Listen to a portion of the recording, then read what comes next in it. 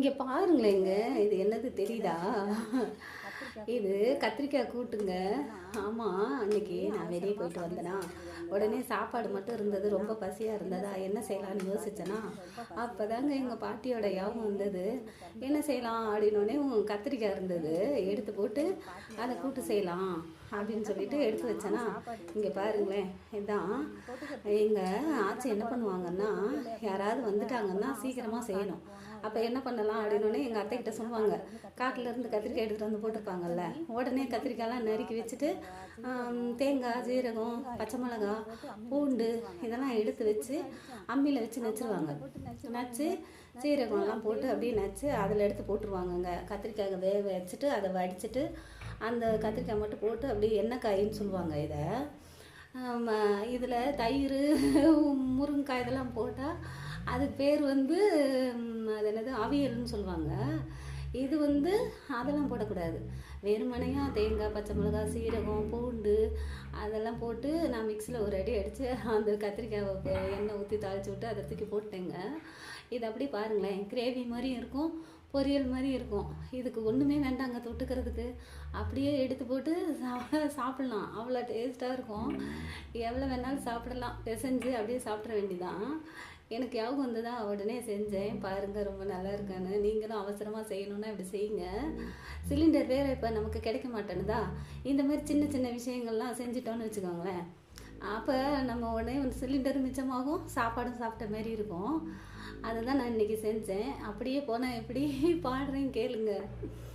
என்னை விட்டு விலகாத எந்த நேசர் நீர்தானோ, என்னை விட்டு விலகாத எந்த நேசர் நீர்தானோ, உம்மை போற்றி பாட வந்த சூளம் எத்தி நான் தானோ, என்னை விட்டு விலகாத எந்த நேசர் நீர்தானோ, உம்மை போற்றி பாட வந்த சூளம் எத்தி நான் தானோ, மேய்ப்பரே உமது மந்தையை எங்கே மேய்த்து மதியம் அடக்குவீர், மேய்ப்பரே உமது மந்தையை எங்கே மேய்த்து மதியம் அடக்குவீர், உமது தோழர் மந்தைய தேடி அலைவது நாயம்தானோ, உமது தோழர் மந்தைய தேடி அலைவது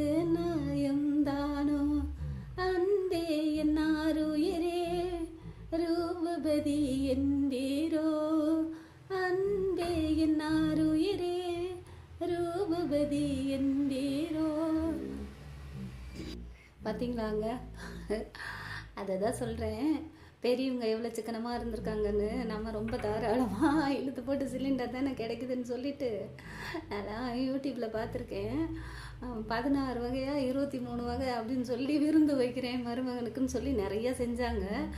இப்போ யாராவது கல்யாணம் பண்ணி விருந்துக்கு வந்தாங்கன்னு வச்சுக்கோங்க, அவ்வளோதான். இந்த மாதிரி கத்திரிக்காய் பொரியல் பண்ணி போட்டு அனுப்பிச்சிருங்க. என்னன்னு சொன்னால் சிலிண்டர் மேலே பழிய போட்டுருங்க, சரியா? பாருங்களேன், சிலிண்டர் கிடைக்காத நேரத்தில் இந்த மாதிரி செஞ்சுக்குவோம்.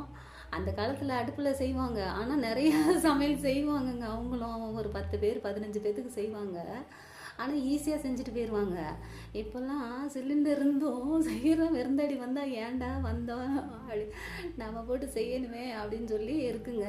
அப்படி தான் எங்கள் தெரிஞ்சவங்க வீட்டுக்கு ஒரு தடவை போயிருந்தோம்.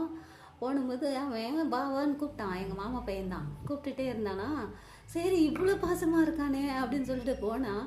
அப்போ சொன்னான், பிரியாணி பையனுக்கு பிறந்தநாள் பிரியாணி செய்யணும் அப்படின்னு சொன்னான்.